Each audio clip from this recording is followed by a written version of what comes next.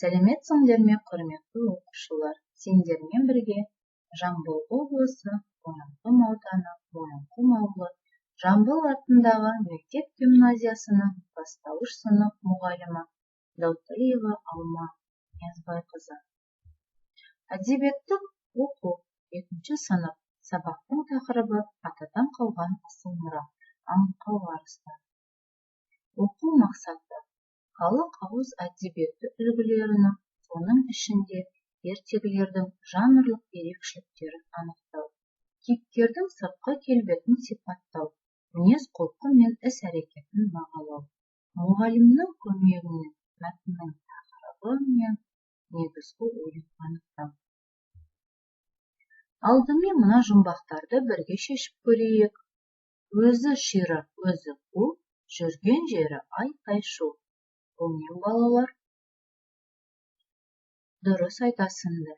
Әрине, бұл түлкі. Түлкі, лиса, соқ.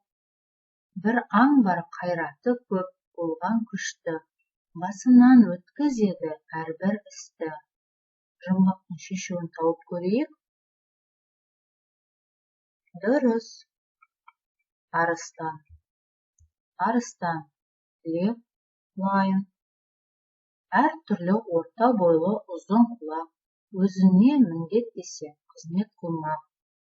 Жұмбақтың шешуін тауып көрейікші. Жарайсыңдар, балалар. Яғни бұл есек. Есек, осел, данке. Дескриптор жұмбақты шешеді. Балалар, бүгін біз жан-жануарлар туралы ертегілерін өтеміз. Бірге ойлаймыз. Балалар, бұл бөлім не үшін атадан қалған асыл мұра деп аталған деп ойлайсыңдар? Біздің атадан қалған асыл мұраларымызға ертегілер, аңыздар, өтірік өлең, мысалдар, жұмбақтар, жаңылтпаштар, мақал-мәтелдер, шешендік сөздер, бұлар ауызша тараған халық шығармалары. Міне, атадан қалған асыл мұра халық ауыз әдебиетін сақтап, кейінгі ұрпаққа асыл қазына ретінде жеткізе білуіміз керек. Бүгін біз аңқау арыстан ертегісін өтеміз. Кәне, бірге түсініп оқып көрейік. Аңқау арыстан ертегі. Қу түлкі бір күні ауырып жатқан арыстанға кез болады. Оның көңілін сұрайды. Арыстан аға, мен саған бір ем айтайын, дейді. Айта ғой, ол қандай ем деп сұрайды арыстан. Есектің миын жесең, әп-сәтте жазыласың. Ал есекті қайдан табам? Оны мен тауып әкелейін. Тек мен есекті алып келгенде, сен өлген болып жат, дейді түлкі. Есекті бір өзі жайратып салуға әлі келмейтін білген түлкі ежелгі қулығына басады. Сөйтіп ол ауыл шетінде жайылып жүрген бір есекке кездеседі. Оның қал жайын сұрайды. Есек өзінің ауыр азап шегіп, титықтап өлер болғанын айтады. Түлкіге мұңын шағады. Осыдан құтылудың амалын тауып берші деп жалынады. Өзі де осыны тілеп тұрған түлкі есекке. Мен сені жері отты, суы мол, оңаша бір шабандыққа ертіп барайын. Сонда жүріп еркінше сайранда, дейді. Бұған қуанып кеткен есек түлкінің соңынан ереді.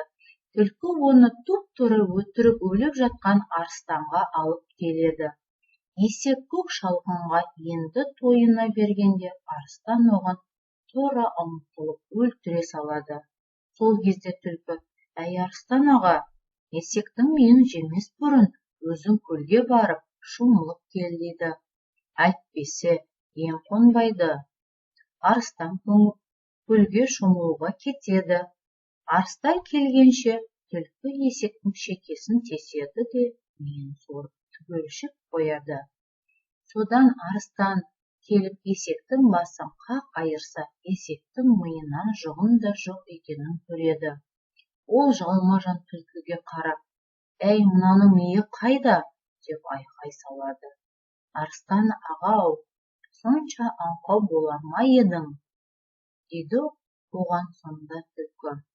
Бұл есекті не болса сенің алдыңа өзі келіп жайылар ма еді? Арыстан өз-өзіне аң-таң болып тұр. Балалар, ертегі сендерге түсінікті ме? Ертегі ұнады ма? Осы ертегідегі жаңа сөздіктерді қарастырайық. Қулығына басады, қулық жасайды, алдайды. Жер отты, жері шөпті деген мағынаны білдіреді екен. Ауыр азып шегіп, шаршап, қиналып, жоғын да жоқ, түк те жоқ деген мағынаны білдіреді екен балалар. Дескриптор сөздің мағынасын біледі, дәптерге жазады. Ертегі кейіпкерлерін атап және оларды сипаттап жаз. Оған жұмбақтарды да пайдалан. Аңқау арыстан ертегісінде қандай кейіпкерлер болды? Әне есімізге түсіріп көрейікші. Жарайсыңдар, түлкі, арыстан, есек. Осы кейіпкерлердің басты сипатын айтып көрейікші. Түлкі қу, айлакер, өте ширақ қимылдайды. Арыстан күшті, қайраты көп, бірақ сенгіш, аңқау. Есек еңбекқор, орта бойлы, құлағы ұзын, сенгіш, яғни бұда аңқаулығы бар деген мағынаны білдіреді. Дескриптор кейіпкерлерді жазады, басты сипатын жазады. Әр бағандағы сөздерді қай кейіпкерге тиісті екенін айт. Әр бағанда бір сөз артық. Ол басқа кейіпкердің сөзі, соны тап. Кез болады, қулығына басады, ауырып жатады. Мына берілген сөйлемдердің ішінде қайсы артық? Жарайсыңдар, ауырып жатады. Бұл арыстанға қатысты сөз. Кез болады, қулығына басады.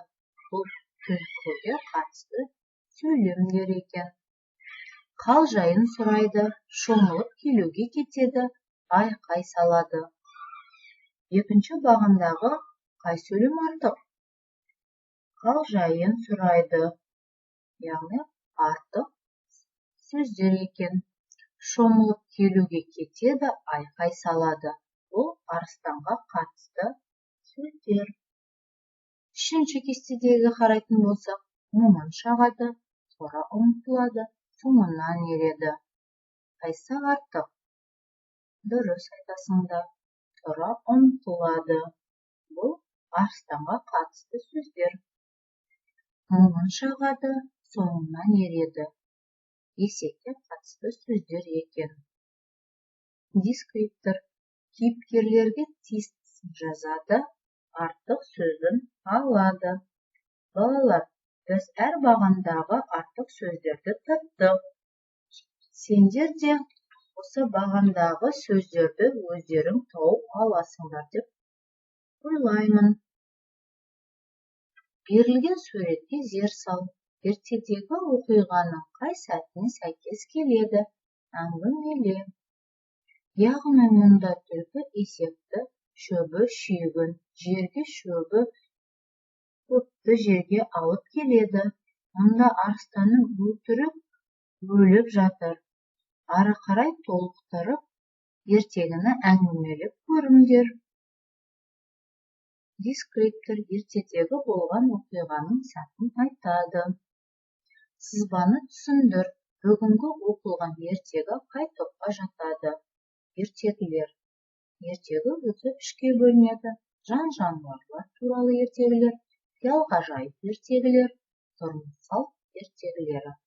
Аңқау арыстан ертегісі осы үшеуінің қайсына жатады? Дұрыс айтасыңдар. Яғни аңқау арыстан ертегісі жан-жануарлар туралы ертегілер. Дескриптор ертегі қай топтың түріне жататынын біледі. кері байланыс. Бір тамшы ой. Мен сабақтан кейінгі әсерім. Қандай ой пайда болды? Не сезіндім? Не ұнады? Мына кестені толтырып жазамыз. Үй тапсырмасы. Аңқау арыстан ертегісін оқып, түсінік айту. Сабақ аяқталды. Сау болыңыздар. Назар қойып тыңдағандарыңызға көп рахмет.